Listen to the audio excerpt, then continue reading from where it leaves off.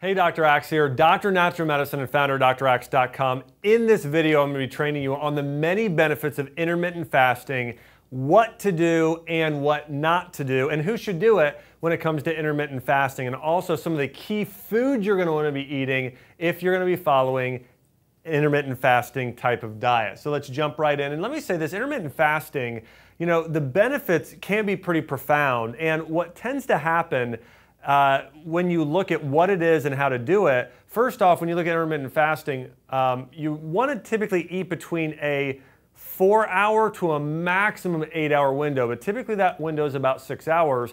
Now, most people eat first thing when they wake up in the morning, so maybe that's 7 o'clock, and then also we'll eat a snack or something even up till the time of bed. Maybe that's 11 o'clock. So what ends up happening is most people end up eating for about 16 hours a day, or at least 12. And so your body's kind of always digesting, always processing, and it doesn't have a very long rest period for really cleansing, detoxification, for internal healing. So we'll talk about that more in just a minute. But one of the big benefits is you have a much longer period where you're not eating, so your body can recover and heal. Now, here's one of the biggest benefits of intermittent fasting. It promotes human growth hormone. There was an article written years ago about Herschel Walker, a famous Georgia running back, and also was a very prosperous NFL running back. In fact, broke the rookie running record in terms of yards per carry. But it promotes HGH, that's human growth hormone. Most people today, as we age, your human growth hormone declines. And this is what you'll see. A lot of men with low testosterone have low human growth hormone. When women start to age faster, get brittle bones, their human growth hormone's lower. Naturally, having more human growth hormone tends to mean you're younger, you're more vibrant, you're more energetic. But again, if it's low, that starts leaning towards sickness and disease. Now, some people, as they age, will start to try and do testosterone injections and other things that are synthetic. The problem is those outside-in things that are unnatural also have serious side effects, versus ideally, you want to boost the human growth hormone in your own body and keep it high. One of the best ways to do that, intermittent fasting. Also, if you are working out on an empty stomach, first thing in the morning, boost your human growth hormone by sometimes more than 1,000%, can go sky high. So again, one of the biggest ways you can actually increase human growth hormone is by intermittent fasting and coupling it with heavy weight training. It's a great way to stay younger longer. Number two, as we've talked about anti-aging, so much of aging is sort of balancing hormones in your body as you age, from human growth hormone to cortisol levels to insulin. We want to keep your cortisol levels balanced. Really, one of the keys to doing that is intermittent fasting. So in an intermittent fasting diet, most people might have their first meal at 1 o'clock. Maybe they'll do 2 meals a day. They'll eat at 1 o'clock and around 5 or 6, and that's what they do. You're always skipping breakfast when you're intermittent fasting. Some people eat at noon, 3, and 6. That's another option if you still want to get 3 meals in. But in general, with intermittent fasting, is you're waiting to eat, and it's really eating possibly more like our ancestors did. Our ancestors, we don't know that they necessarily ate something every morning, and then they might have gone out and worked for a while, and then when they started getting hungry, then they would eat. They were really listening to their body. But again, intermittent fasting can promote anti-aging because of how it balances out cortisol, human growth hormone, insulin, and other hormones that really affect aging. Number three, improve sports performance. A lot of this has to do with, again, HGH. The best athletes are faster and they are stronger. Stronger has a lot to do with that human growth hormone, which a lot of people try and cheat the system and do anabolic steroids. Here's the truth is you can boost your own internal natural steroids and your own anabolic system if you follow intermittent fasting, and especially if you couple that with weightlifting and burst training or high intensity training. Doing those things together really helps boost that human growth hormone, which will boost your strength and help sports performance. Number four, normalizes insulin sensitivity. Now this is huge. People with diabetes, we know that they have insulin spikes. We know that they are having issues with their insulin receptor sites with diabetes. So obviously this helps that, but a lot of people don't also realize that insulin has a lot to do with weight gain.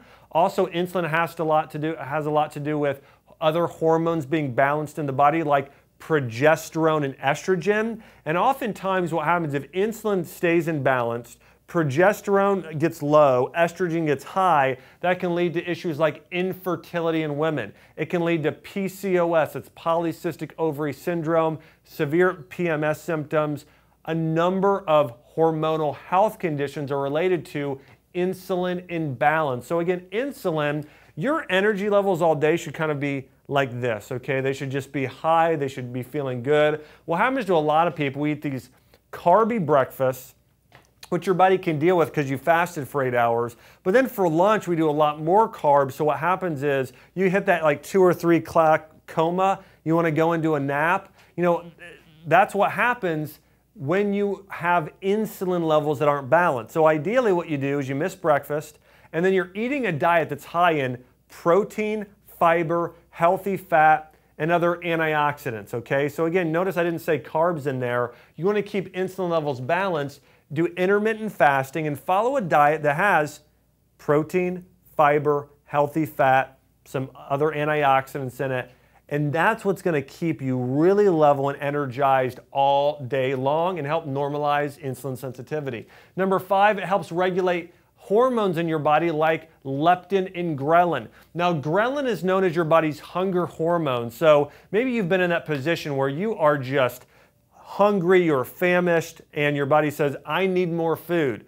Well, when you start intermittent fasting, you might have that for about 3 days, but after 3 days, that starts to go away. And when you do intermittent fasting the right way and eating foods that are high in fat, protein, and fiber, like, you know, an example of a meal would be for breakfast, you know, doing a smoothie, doing bone broth protein with some coconut milk, with maybe a little bit of fiber like a chia seed or flaxseed. You can even do a few berries in there, I'm sorry. And by the way, your breakfast is at noon, okay? And then at 3 o'clock, maybe you're eating another meal, you're at 3 o'clock lunch, and you're doing a, like a big salad with lettuce and chicken breast and olive oil and that type of thing. And for dinner, organic meat, like triple dose of vegetables, some more healthy fat like an avocado. That's the ideal meal plan. If you eat meals like that at like noon, 3, and 6, it's going to help kill off that hunger hormone or balance that out. And also there's another hormone that helps intermittent fasting helps balance out called leptin. And leptin is really released by some of your fat cells, and it's really what tells your body that you need to burn fat or to store fat, more fat in your system. So again, intermittent fasting can also help in a major way with balancing out those hormones that cause cravings. Also, it can lower triglycerides.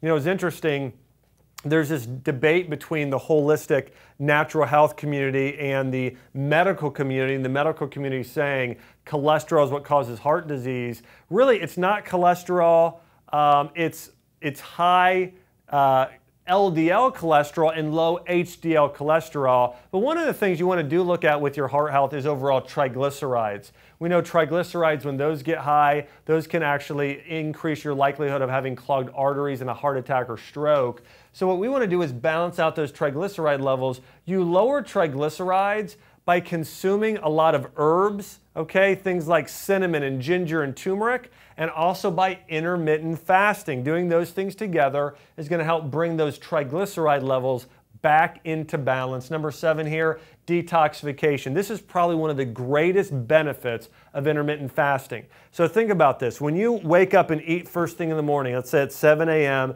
and you eat another little snack at 8 or 9, you know, your body's only getting about maybe 8 to 10 hours of rest while you sleep at night. If you eat a meal, let's say at 1 and your next meal at 6, well, your body's digesting for about 5 hours there, or maybe let's say 6 even. Well, your body's having an extra 8 hours, let's say 18 hours for your liver to detox, for your colon to cleanse, for your lungs to filter, for your kidneys to balance out these fluids in your system. It's giving your body more time to not have to work. Here's the thing. Your body, this is a really important thing to remember. Foods don't heal you. Your body heals itself. Your liver detoxes, so milk thistle or turmeric or beets or None of those things actually heal you. They support your organ and functioning. Your liver detoxes, your body heals itself. So an important thing to remember is the best thing you can do for your body is practice fasting and really resting your body. This is why fasting itself has been practiced for thousands of years. It's referenced throughout the Bible for fasting, for spiritual insights and for overall health. It's referenced in Chinese medicine fasting, Ayurvedic medicine. So we know that fasting was recommended by Hippocrates and Galen, the fathers of Western medicine. So we know there are many benefits of fasting. One of the biggest reasons is it supports detoxification of your organs. Number 8 here, weight loss. Probably one of the biggest reasons people will use it is when you're intermittent fasting, again, you're experiencing the benefits of killing off your hunger hormones, balancing out insulin levels, having more anti-aging hormones, detoxification. All of these things benefit weight loss. And also when people tend to eat less meals or closer meals together, they tend to eat less calories. Overall, it supports weight loss in a major way. And also doing this combination of a diet where you mix an intermittent fasting with a ketogenic diet for 30 days, marrying those two diets together is the fastest way to burn fat and lose weight you could ever imagine. That's a combination of a ketogenic diet plus intermittent fasting for about a 30 to 90 day period really leads to rapid weight loss. So who should do it? Anybody who's looking for these benefits. If you want to experience the benefits of intermittent fasting, again, if you're a person who wants to lose weight, you want to balance insulin levels, you want to balance hormones, you want to age slower, you want to get rid of brain fog for a lot of people, you want to support detoxification, that's who should do it. People that shouldn't do it are potentially women that are pregnant. You want to just make sure that you're eating when hungry, that you're listening to your body during pregnancy, of course, and anybody where it's been contraindicated. If you have diabetes, you want to work with a practitioner on this to make sure at least you're getting some food so you're not having these spikes. But over time, most people with diabetes can start to see that reverse by practicing that diet that I talked about: fiber, fat, protein, get rid of the sugar and carbs. Consuming a diet like that with intermittent fasting over time can really help with those insulin levels and blood sugar levels. And then how to do it. Ideally with intermittent fasting, I kind of went through this earlier. Again, you want to start eating your first meal around noon or 1, last meal around 5 or 6. I typically recommend like a 6-hour window of when you can eat, okay? And then the rest of the day you don't eat. Now you can drink fluids during that time, get plenty of water, but that's really what you want to do on an intermittent fasting diet, is not eat during those 6 hours. And remember, when you're doing intermittent fasting, eat a diet that's high in protein, fiber, healthy fat, and lots of nutrients from herbs. When I say herbs, throwing turmeric in with your chicken or with your hummus or something like that you're eating. If you're making an Italian chicken dish, lots of basil, lots of oregano, lots of rosemary. If you're making a smoothie, a big teaspoon of cinnamon in there. Using lots of herbs, lots of vegetables as well on this diet is something you absolutely want to do as well. And again, you can see all of these benefits here. So hey, if you want to experience the benefits of intermittent fasting, go ahead, and I would just simply just know that there's really nothing complex about it. You're eating less during a 6-hour window during the day. It's really that simple to following the diet. And hey, the first 3 days, you start to have a lot of those cravings. But listen, after a few days, you don't even get hungry in the morning, and you won't even be hungry till lunch. So again, try out an intermittent fasting diet. I know you're going to see benefits. And hey, if you've enjoyed this video, make sure you subscribe here to my YouTube channel. And hey, we've got a lot of great content coming out about essential oils, other advanced diets like the ketogenic diet, and really just teaching you how to use food as medicine. Hope you've enjoyed this video.